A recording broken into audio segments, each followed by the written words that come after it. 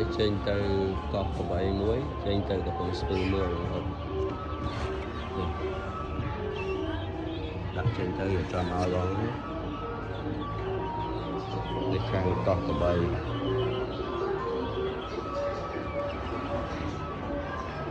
អរគុណច្រើនបងយកទៅហេងហ្នឹងហើយបងណាចង់បាន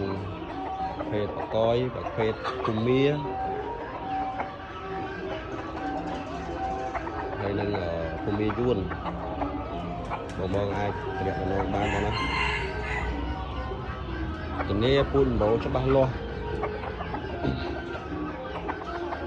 ពូជនេះសិតតែសរសៃល្អបងអានេះល្អវាយជើងធ្ងន់វាយជើងធំណាអត់មុខច្រើនមានគល់ស្មាមានប៉ែកមានសូឡូខ្នងអរគុណច្រើន